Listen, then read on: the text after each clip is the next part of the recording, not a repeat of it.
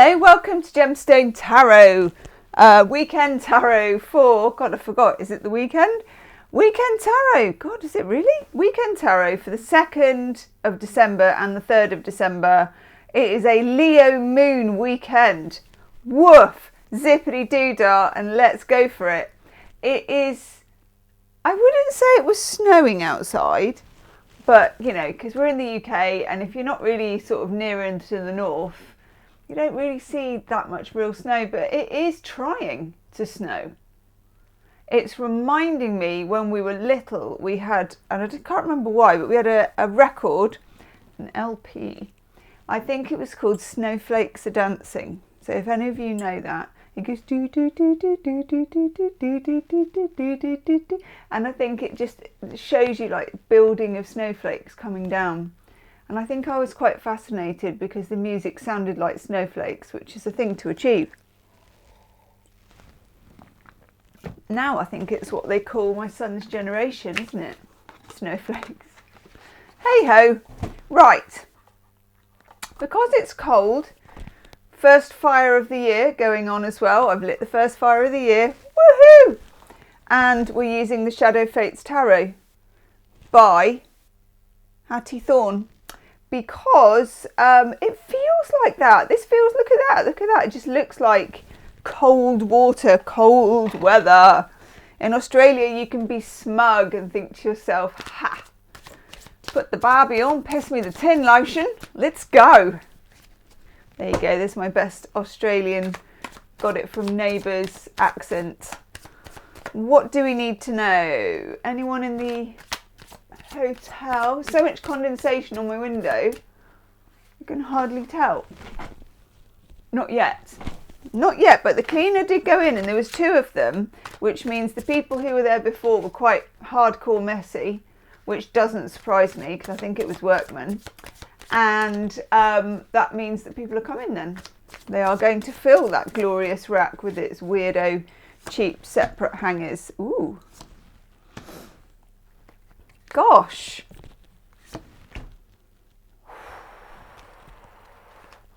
Okay. Oh, I like this. This is like a, I don't know, it's like a sort of anti-Disney fight. Is that what you feel like you're in at the moment? Yes. Kind of feels like fighting your way out of a bag. Oh, yes. Well, that's nice to know. Overall energy card. Look at that. It's a long time.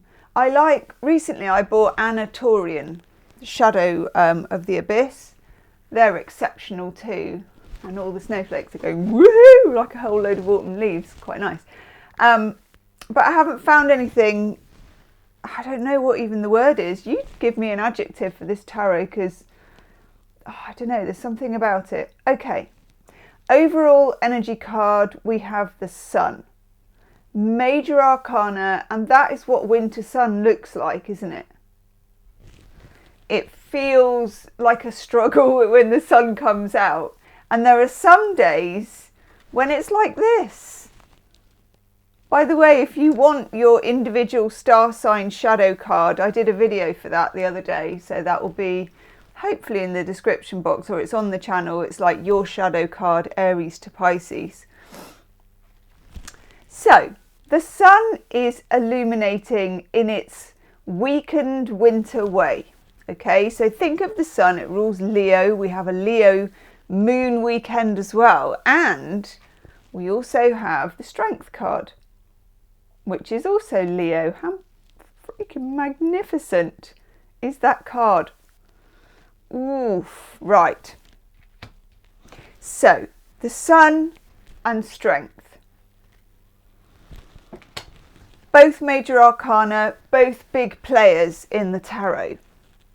The strength card is a sort of victory, but it's not really where you go onto a battlefield and you're slaying people right, left and centre. It's not that. It's a kind of personal battle about yourself.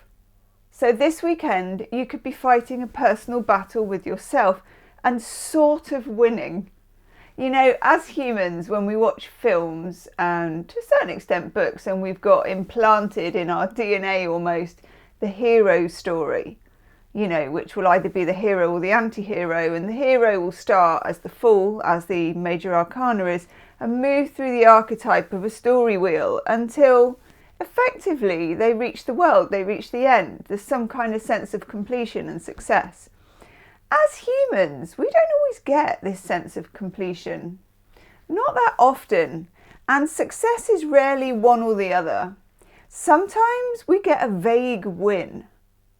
And if you learn to take the vague wins and use every little bit of them wisely, that can sometimes be enough. We've come out of Scorpio season, we're into Sagittarius, we've got this sun. We have a weekend where we'll take it, the little things, we'll take it. Then we have the King of Cups. As you can see, the King of Cups nearly always has his throne in the water. And you can normally not see where the water begins and the feet ends.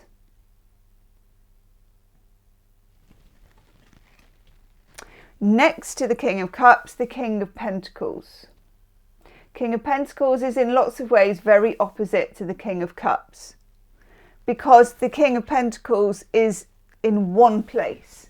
Here I am, knock on wood, bite the coin, I'm right here in the forest, wherever it is, or in the middle of a field. I'm on my often wooden throne. I've turned up with my coin, I've turned up full stop, because I turn up. King of Cups, you're never quite sure if the King of Cups is there or not, which is the mystery, obviously, of the King of Cups and the poetry of the King of Cups. These two people, kings, whatever, are both sides of you fighting. One side is the practical. Let's hoover the house.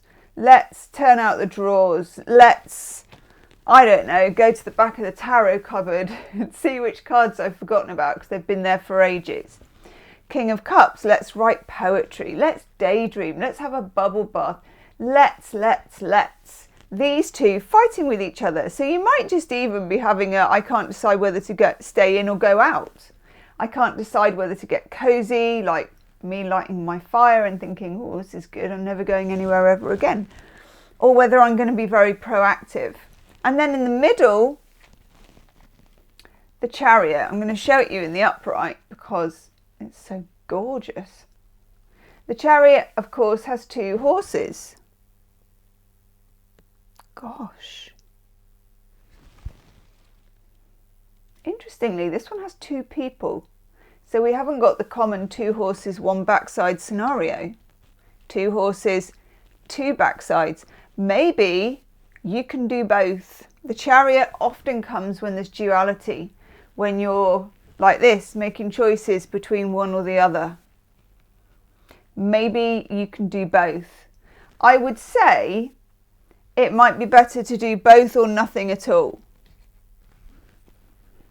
if that makes sense. The worst thing is if you stay in and you crave going out and you're like, oh, I really want to go out, but I didn't. Oh, I really wanted. Oh, you go out and you sit in a room full of people going, well, I should have stayed in. I'm going to go for it. Back one of those horses and stick with it. Okay, what do we want to go with it?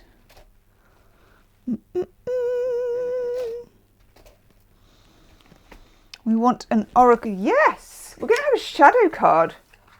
Shadow oracle card. Because look at the back of these.